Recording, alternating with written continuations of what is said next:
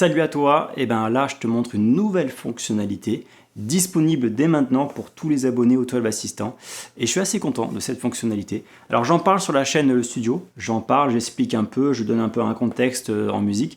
Ici on va voir un peu dans le détail comment l'utiliser. Déjà pour si tu n'as pas regardé cette vidéo là, que je te mets en lien en description ou quoi, tu peux être dans un contexte où tu as des accords qui sonnent ensemble et tu aimerais trouver dans quel pentatone tu veux la jouer. Mais si jamais j'élargis un peu le contexte, tu cherches peut-être simplement une gamme. Et peut-être que lydien, mixolydien, dorien, ça ne te parle pas. Et que le locrien, tu ne sais pas le faire sonner. Peut-être. Donc tu devrais savoir qu'il y a des gammes de base. Tu vois, enfin, il y a des modes à utiliser en premier, des modes à s'imprégner avant de comprendre ou d'entendre la subtilité des autres modes. Tu vois, le dorien, si ça devient ta référence, eh ben, c'est peut-être un problème, tu vois. J'ai jamais entendu quelqu'un vraiment dire ça. Pour moi, j'ai compris qu'il fallait que j'intègre la gamme mineure naturelle avant de passer au dorien, alors qu'il y a un tout petit changement, tu vois. Et pareil sur les autres modes. Bon, je ne vais pas rentrer plus loin là-dedans. Si tu ne connais pas en plus les modes, eh ben, la fonctionnalité est un peu faite pour toi. Alors, je t'explique. Déjà, bon, je vais garder l'exemple que j'ai donné dans l'autre vidéo. L'exemple, c'était une petite boucle que j'ai fait.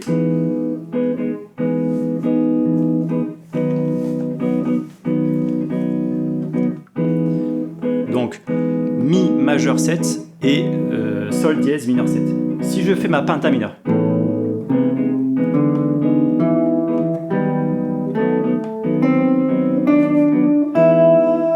n'y a rien qui va, tu vois. La penta mineure, qu'on dit que ça va avec la plupart des trucs, il n'y a rien qui va ici. Alors ça va aller vraiment avec la plupart des trucs.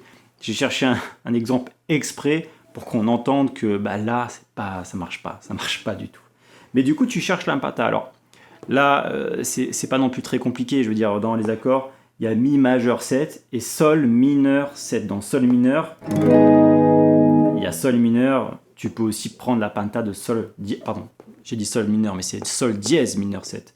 Donc, si tu prends la penta de Sol dièse mineur 7,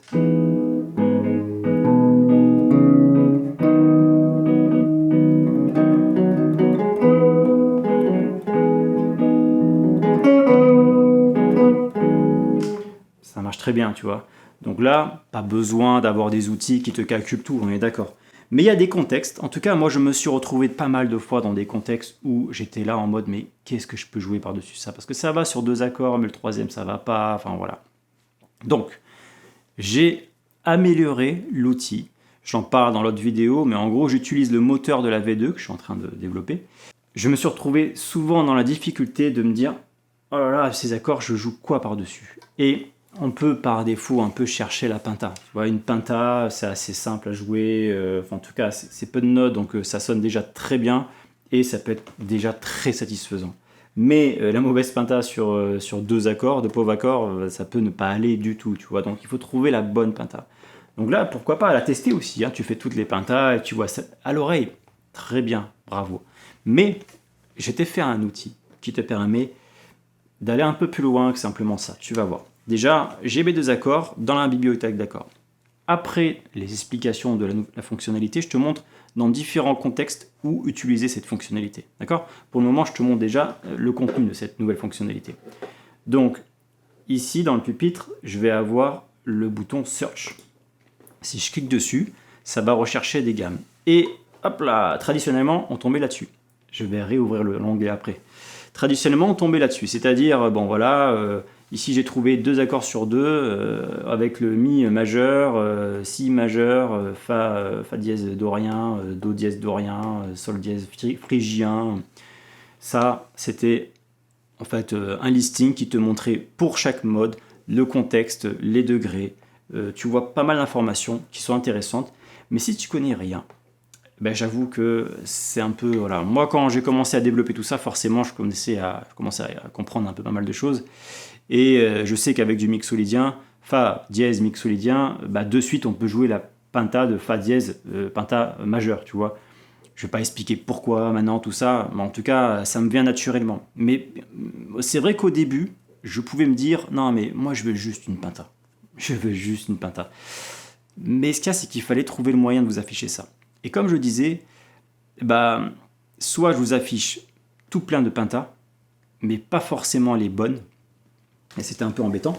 J'ai développé ça à mon Mediator. J'ai développé ça avec l'aide de Seb, hein, qui m'a épaulé pour trouver le bon moyen de le faire. Parce que moi, par défaut, quand j'ai fini le truc, tu voyais 7 pentas, mais tu savais pas laquelle jouer. Et limite, celle qu'il fallait jouer, tu la voyais en 6ème position. Donc c'était pas forcément très ergonomique. Donc bien sûr Seb me dit non, ça devrait être comme ça, et sinon c'est nul. Enfin voilà, Seb, voilà, merci Seb. Du coup, ce que j'ai fait, c'est j'ai fait mieux. Voilà, mieux que ce que disait Seb d'ailleurs. Tu vois, j'ai vraiment cherché à encadrer en fait les réponses. Et regarde ce qui se passe. Ici, dans le premier onglet affiché, gamme recommandée, tu vas avoir un titre, tonalité de mi majeur. C'est-à-dire que je suis tombé avec ces deux accords dans la tonalité de mi majeur. La tonalité de mi majeur qui elle-même a une relative mineure qui est le do dièse mineur naturel. D'accord ? Donc, ça, c'est des termes qui sont utilisés, qui sont importants. Et là, je les encadre visuellement, je te montre. Maintenant, si je cherche la penta, je saute un peu tout, je cherche la première penta, c'est une penta majeure. Moi, je ne suis pas très fan de la penta majeure, je vais prendre la première penta mineure. Tiens, do dièse mineur. On va rejouer, donc là, je vais jouer par-dessus mon petit truc. Avec le son, c'est mieux.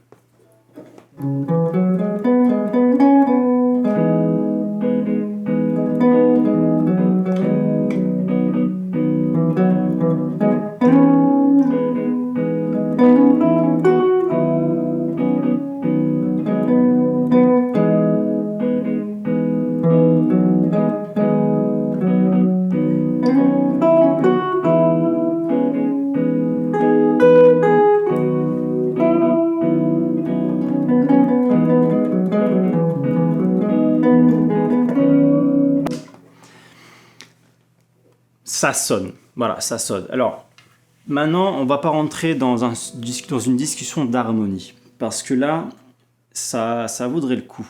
Mais le but de cette fonctionnalité, c'était que tu tombes le plus rapidement possible sur une penta qui était le plus logique à utiliser dans le contexte que tu lui as donné à l'outil. Le contexte, c'est 2 accords. Maintenant, regarde, dans tes 2 accords, tu as Mi majeur 7 et Sol dièse mineur 7. Et là, tu es sur une penta de Do dièse. Ok, tu n'as pas de Do dièse dans ta suite d'accords. Mais c'est pas grave, tu peux jouer Do dièse. Par contre, il se passe que forcément, tu vas jouer des notes qui ne sont pas dans les accords, qui ne sont pas dans les 2 accords des fois. Donc il faut arriver à choper les bonnes notes qui sonnent bien. Tu as tout ce qui te permet d'être juste. Maintenant, pour que ça sonne bien, tu as encore ton oreille.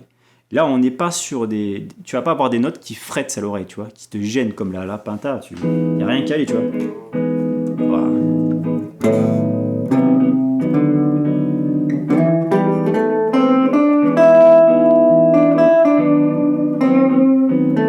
Il n'y a rien qu'à aller.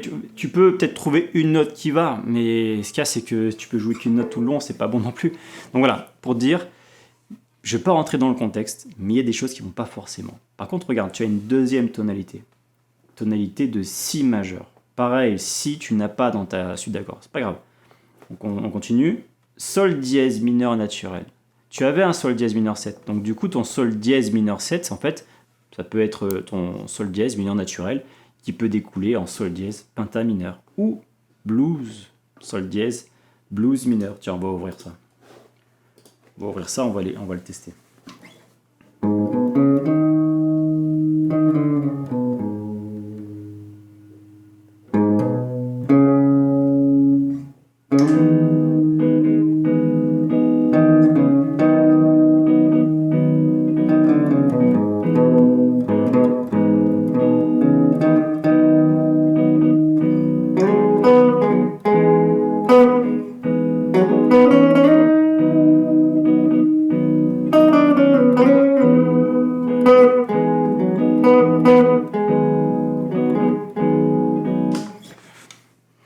Ça marche aussi, voilà. Donc c'était pour te montrer un peu la fonctionnalité, à quoi elle pouvait servir dans le contexte, tu vois, tu l'as vu, on a joué un peu vite fait ensemble, hein, j'ai fait ce que j'ai pu, hein, désolé. Mais en tout cas, voilà, ça c'est pour les résultats de recherche. Comment arriver sur cette nouvelle outil? Alors, premièrement, on est sur la bibliothèque d'accords. Comment accéder? Les outils en haut, hop, la bibliothèque d'accords. Autre possibilité, gamme, mode, et tu as l'onglet accords juste ici. Tu vas dans bibliothèque d'accords. Tu as des raccourcis. Bon, on va tout faire ensemble. Comme ça, moi, si vraiment tu n'es pas forcément à l'aise, tu vas avoir tout. Tu arrives là-dessus. Donc, du blabla, super. Et tu vas avoir la fondamentale de ton accord à choisir. On va faire un truc simple. On va chercher ensemble un truc. Disons que... Bon, alors on est sur la chaîne du 12 Assistant officiel. On est tranquille. On est à notre rythme, tu vois.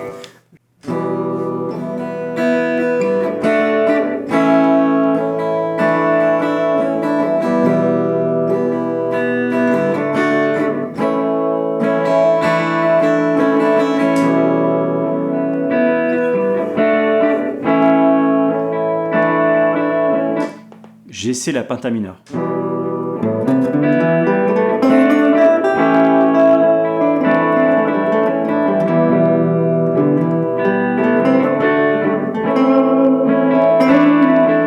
T'as vu, j'ai fait un La majeur, du coup quand je fais le La, ça allait, mais le La, la tierce du La, ça va pas.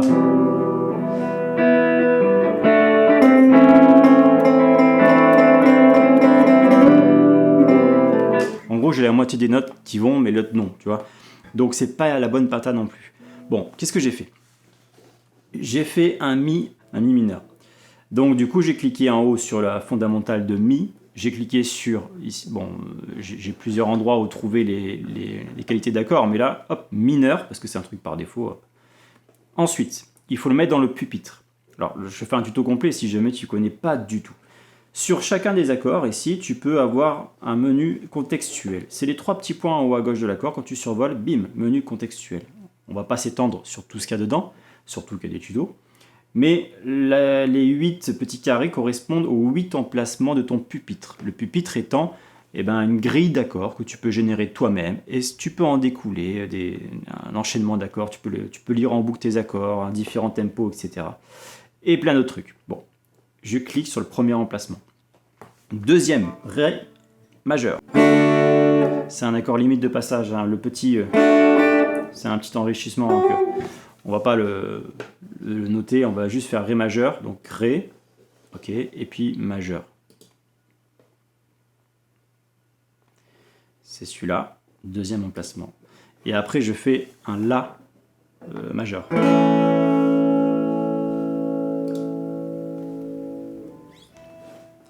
Donc, maintenant que j'ai ça, je vais dans le pupitre. En haut à droite, tu vois le petit symbole du pupitre. Et là, je vois les 8 emplacements, dont 3 déjà pris. Là, je vois mon pupitre dans lequel je peux intervertir des accords. Ok ? Plus d'autres petites choses comme supprimer les accords, tout ça. Et puis lire en boucle les accords si tu le veux. On peut choisir le tempo, disons 130 pour l'exemple. On peut choisir le style, disons ça. Et lecture.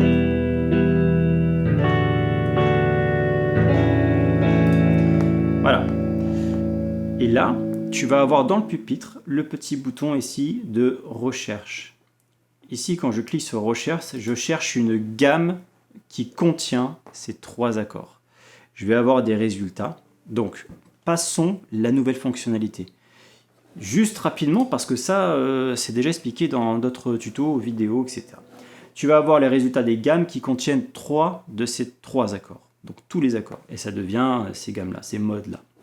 Ensuite, tu vas avoir aussi des résultats qui contiennent 2 sur 3 de ces accords. Et tu vas voir lesquels d'accords sont disponibles et tout ça. Tu vas avoir tous ces résultats. Il y en a beaucoup. Ça peut te servir si tu veux moduler tout ça, ça peut te servir. Si tu ne connais pas trop tout ça, c'est pas grave. Tu peux avoir besoin essentiellement de pouvoir trouver une gamme sur laquelle improviser par-dessus. Hein, tu vas pouvoir jouer des notes sur ces accords-là. Maintenant, si tu ne sais pas du tout comment aborder le La mixolydien, le C, le Do dièse locrien, tu as la nouvelle fonctionnalité gamme recommandée. Et ici, je suis sur une première tonalité de Ré majeur. Et c'est tout. Voilà, j'ai qu'une seule possibilité de tonalité. Une tonalité. Parce qu'au niveau des gammes, il y en aurait bien plus. Tu les as vues, les gammes. Ah putain, il fait que tomber ce truc. Donc, qu'est-ce qui se passe là? Alors, je ne vais pas expliquer harmoniquement encore le truc, on a déjà vu. Mais là, j'ai trouvé mon résultat. D'ailleurs, ce qu'il fallait, c'était une si pentamineure. Voilà, tu vois, tu la vois ici.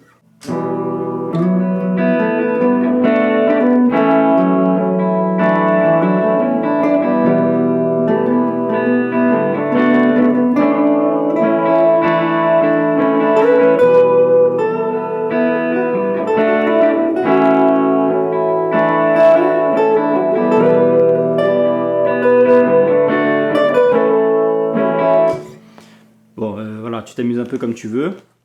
Bon, après, je sais que j'aurais pu jouer aussi une pinte. Enfin, bon, je sais un peu que j'aurais pu faire d'autres choses. Là, ce que je te montre comme résultat, c'est les gammes recommandées. Voilà, c'est marqué comme ça. C'est très bien. C'est recommandé comme ça. Il y a plusieurs autres possibilités, bien entendu. La base, c'est ça. C'est pas forcément ce qui va donner le plus de couleurs, mais c'est ce qui va marcher peut-être le mieux. Maintenant, il faut que tu arrives à jouer selon ta grille. Chaque accord demande un contexte qui peut coloriser un peu ce passage d'accord, tu vois. Donc ça, c'est plus avancé. Voilà. Donc là, c'est la gamme recommandée. Au moins, quand tu arrives là-dessus, tu peux déjà t'amuser un peu avec tout ça, quoi. Bon, comment faire autrement? Là, je suis dans le pupitre et c'est comme ça partout dans le pupitre. Alors, quand tu es sur une gamme précisément, tu n'as pas forcément cet outil de connexion à des gammes. Mais là, c'est un pupitre dans lequel tu peux par exemple enregistrer dans le cahier. Donc, je ne vais pas le nommer parce que je suis loin du clavier, donc ça va faire un truc un peu... un nom ensuite, d'accord. Alors, je vais marquer un truc pour moi pour dire ZZ supprimé, quoi. Hop, j'enregistre. Et ce qui se passe quand j'ai ça dans mon cahier, comme toutes mes autres suites d'accords, c'est que je vais pouvoir avoir le menu contextuel de mon entrée dans le cahier, qui est bien mon enregistrement. Quand je clique dessus, je vais avoir encore le bouton connecter qui va m'afficher ça. Il suffit de regarder dans le cahier sur n'importe quel menu contextuel d'une de tes entrées et tu auras accès à cette fonctionnalité. Voilà, bah écoute, là je t'ai montré un peu le tour, il me semble. Peut-être que j'ai loupé des trucs. Si tu as d'autres astuces à donner en commentaire pour ceux qui regardent et qui se disent tiens, qu'est-ce que je peux faire de ça, n'hésite pas. Je sais pas si tu as bien compris l'utilité du truc, mais ça, bon, voilà, il y a de quoi faire, quoi. Bon, bah merci d'avoir suivi ça. Je te dis à très bientôt pour un nouveau tuto. Ciao.